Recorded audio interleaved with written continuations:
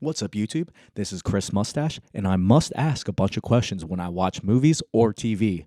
I'm about to get into another review. Let's get in it. Today I'll be reviewing Death of Stalin. This is a satirical comedy, and it is about the committee behind the Soviet Union when Stalin dies. And this entire committee is squabbling over power and trying to decide what to do after their revered leader has passed away. This movie is fun, light, tightly paced, intelligently amusing, and most importantly, character-driven. There is a hilarious, satirical dynamic between all the members of Stalin's closest circle. In the very opening scene, when we see them interact, they were laughing, making jokes, making fun of each other, just like a group of best friends. They were bantering, and all that came together that made them not only relatable, but also added that sense of satire to this film. So we're seeing them as if they're just friends, and that what they're doing, even though they're doing horrible things in the Soviet Union, sending people to gulags and killing people all the time, they can still be friends, that there's still some of this innocence, some of this, mockery that happens between friends. And we really get a closer look at their inner circle and the buffoonery that ensues between all of them. Usually when we see these high political figures, we always expect them to be very serious. But in this film, because they are making fun of the Soviet Union, they added that sense of incompetence, but also that sense of friendship. That is something that you would think that would occur when these people rise to power. So it had that nice balance between being funny, but also being a great story. There was also a very organic use of wordplay that didn't feel exaggerated or over the top. So they were able to use certain phrases, certain interactions that happen, and keep coming back to that joke over and over again. And that's a sign of a great comedy, when they do it again and again. And I always think of comedies like Arrested Development. There are these inside jokes within the show, within the narrative, that keep repeating, that become funnier because they're happening over and over again. At one point, Nicky says to Stalin's kids that there's no harm that's going to come to them. And at another point, the son gets hit by another officer, and the daughter says, "This is what I mean by harm." Doesn't sound as funny right now, but that kind of wordplay was used in this film in an amazing way. I like the fact that they didn't use Russian accents in this film or even spoke Russian. At first, it was sort of off-putting when I saw that. I thought that was maybe a lack of culture, maybe a lack of diversity. But when I was watching it, I realized that it was because it was for an intention. The people that wrote this film, the people that acted in it, none of them are Russian. Most of them are either British or American.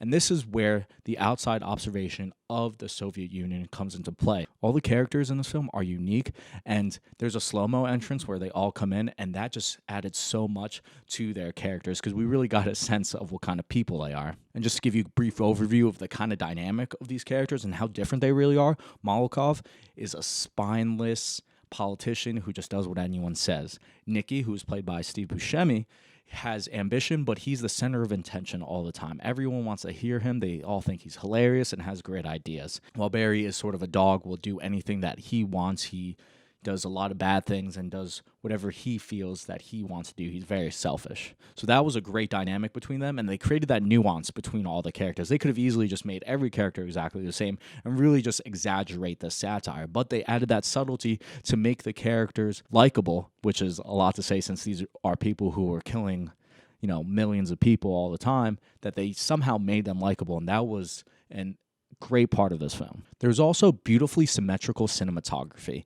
And in this film, you'll notice there's a lot of high shots that are looking down on a bigger scene that's happening, maybe a group of cars that are trying to drive out of a driveway or a group of mob that's coming together. And I think that was used artfully because it was supposed to show the power of the collective. So as you know, this is about the Soviet Union, so it's about communism, and communism is all about the people.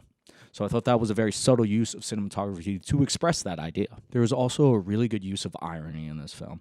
At one point, when Stalin is suspected to be sick, they have to get doctors, and they say to each other that they put all the good doctors in a gulag, and the gulag was like a camp, a working camp where all the prisoners were sent. And they didn't want to get any of the other doctors because they were all bad. And I thought that was a really good use of irony and also to show this sort of counterproductiveness of what they were doing. So it was both a commentary on what Soviet Russia was doing, but it also added that level of hilarity. Overall, this is an amazing comedy. It has great use of characters, great writing when it comes to the use of irony, also the jokes and the wordplay. There's some beautiful cinematography. The music, of course, added that sense of drama and also heightened every single scene. All the actors did an amazing job. I think everyone was casted in a good role, Steve Buscemi especially, because I really liked him in Boardwalk Empire, and this sort of character that he's playing in here is semi-similar, still just as ambitious, that kind of idea. All these characters had their unique flaws and also a level of proficiency as ministers, as the governing body of Russia. So the director and the writers and everyone that was involved in this could have easily made the leaders super incompetent, just showing them as evil, stupid people, but they added this balance between satire and an engaging narrative. Because while there was all these jokes happening, all these incompetency, all these different scenarios, an engaging plot was coming forward. What's going to happen to the Soviet Union after Stalin is dead? Who's taking over? What is going to be the state of the country? And those kind of questions were really interesting to see play out. I even liked that the environment, there was a general sense of fear among everybody that was in this film because they're all scared of being pointed at as someone that was against the Soviet Union. And that fear both created comedy, but also was a commentary on what was happening at the time. So everyone was scared to ever say anything against Stalin. So you could have taken that in a very serious route, but what they did was show the comedy in it when people are very cautious what they say. Even at some point, someone says something like, I didn't realize Stalin was so heavy, and someone else was like, are you calling him fat? And that kind of joke came out. So that was really great. Last thing I got to say is I'm not well versed in Russian history. I was in high school and college, so I have a general sense of what was happening in Russia during this time, but I don't remember it perfectly. What's great about this movie is they give you all the information, and you don't even have to be well versed to understand what's happening. They set it all up well, and they develop the environment of what was happening in Russia while also giving you this great plot. So I'm going to be giving this film a 10 out of 10. It is a perfect movie. I even, after watching it, really had to think about was there anything I didn't like? Was there anything that was wrong with it? No, everything from top to bottom was very well done. It was a short film, which is also good for this age now where we're seeing movies that can be upwards to 2 to 3 hours, and this one's at 1 hour and 46. So they kept it really tight. You can feel that fast pace, and it's getting right to the point.